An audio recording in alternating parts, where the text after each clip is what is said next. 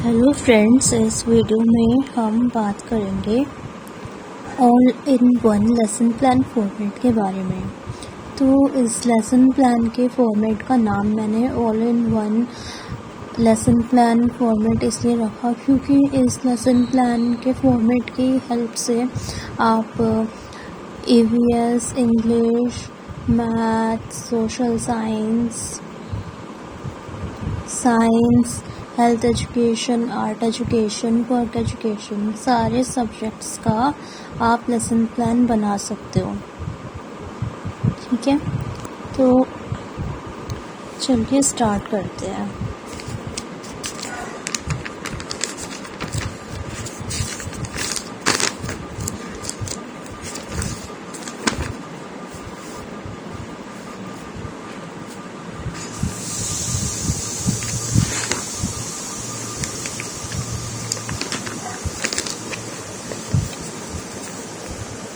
आप देख सकते हो मैंने ड्राइंग मिनी एचआर इधर पेस्ट किया हुआ है टीचिंग लर्निंग मटेरियल का, जो इस लेसन प्लान में मैंने टीचिंग लर्निंग मटेरियल यूज़ किया था उसका ये मिनी एचआर है। मेरी ड्राइंग इतनी अच्छी तो नहीं है, बस थोड़ी काम चला हुआ है, देख सकते हो आप।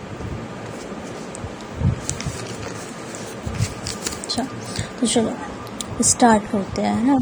सबसे पहले जो है लेफ्ट हैंड साइड में आपका आएगा सब्जेक्ट, उसके नीचे टॉपिक, ठीक है। फिर राइट हैंड साइड में आप लिखोगे क्लास, उसके नीचे डेट, फिर ड्यूरेशन,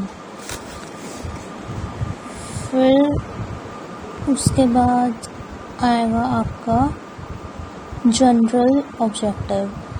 जो आप लेसन प्लान स्टार्टिंग में बनाते हो, जो आपका नंबर 1 लेसन प्लान होता है, उसमें आप जनरल ऑब्जेक्टिव लिखते हो। फिर बस एक में इम्पॉर्टेंट होता है जनरल ऑब्जेक्टिव लिखना, बाकी सब में तो आप स्पेसिफिक ऑब्जेक्टिव लिखते हो, ठीक है। जो मैंने अपने पिछले वीडियो में डिस्कस किया था EVS के लेसन प्लान का फॉर्मेट, आप उसमें जनरल ऑब्जेक्टिव देख सकते हो, ठीक है। उसमें मैंने लिखे हुए हैं जनरल ऑब्जेक्टिव, ठीक है।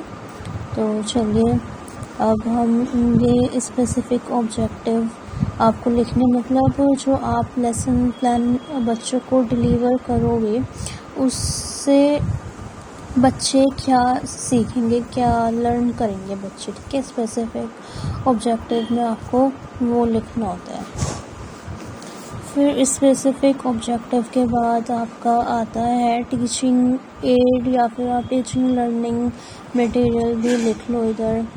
तो मैंने इसमें चार्ट यूज़ किया है, और आप जो ये प्लेन साइड होती है, थोड़ा अपने लेसन प्लान की नोटबुक में मिनिएचर भी लगा सकते हो, है ना, टीचिंग एड। फिर उसके बाद आपका आएगा प्रीवियस नॉलेज, प्रीवियस नॉलेज में आपको यही बच्चों की जो प्रीवियस नॉलेज होती है उसे टेस्ट करना होता है कि बच्चों को इस टॉपिक से रिलेटेड, जो टॉपिक आप पढ़ा रहे हो उससे रिलेटेड बच्चों को कितनी प्रीवियस नॉलेज है, उन्हें पहले से कितना पता है उस टॉपिक के बारे में। तो फिर प्रीवियस नॉलेज में ही आप बच्चों की जो है प्रीवियस नॉलेज टेस्ट करोगे, प्रीवियस नॉलेज टेस्टिंग। फिर इसमें आपकी प्यूपर टीचर एक्टिविटी आएगी, स्टूडेंट एक्टिविटी आएगी। जो प्यूपर टीचर है वो बच्चों से क्वेश्चन पूछेगा, ठीक है। फिर जो है स्टूडेंट उसका आंसर देंगे। इसमें आप प्रीवियस नॉलेज टेस्टिंग में 3 से 4 क्वेश्चन पूछ सकते हो, ठीक है। 3 से 4 क्वेश्चन पूछ सकते हो, फिर 5वां क्वेश्चन भी पूछ सकते हो। लेकिन जो आपका सबसे लास्ट वाला क्वेश्चन होगा वो एक डिफ़िकल्ट क्वेश्चन होगा बहुत ही, जिसका आंसर बच्चों को नहीं आता होगा, ठीक है। फिर वो बनेगा आपका प्रॉब्लमेटिक क्वेश्चन, और फिर उसके बाद आप अपना जो है टॉपिक अनाउंस करोगे। इन स्टेटमेंट ऑफ द टॉपिक में जो है आप अपना टॉपिक, आप क्या पढ़ाओगे वो आप अनाउंस करोगे। फिर इसी के बाद आपकी आती है प्रेजेंटेशन। प्रेजेंटेशन में आपके 1 2 3 4 कॉलम बनेंगे। जो सबसे पहला कॉलम है वो है टीचिंग पॉइंट का, फिर उसके बाद प्यूपल टीचर एक्टिविटी, फिर उसके बाद आपका कॉलम बनेगा स्टूडेंट एक्टिविटी का, फिर ब्लैक बोर्ड एक्टिविटी का।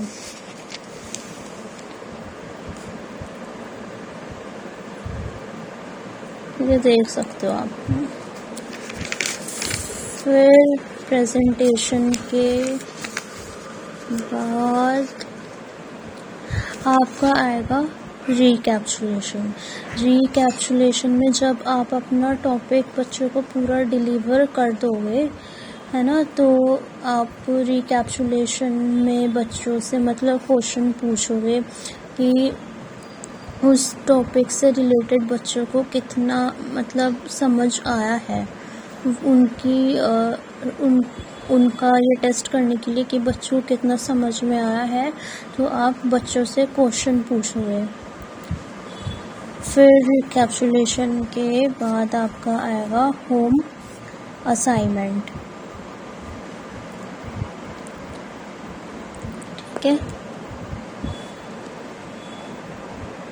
मैं डिस्क्रिप्शन में इस लेसन प्लान के फॉर्मेट की PDF आपको शेयर कर दूँगी। ओके, तो अगर आपको वीडियो अच्छी लगी हो, थोड़ी इन्फॉर्मेटिव लगी हो, तो आप वीडियो को लाइक और सब्सक्राइब कर सकते हो। ओके।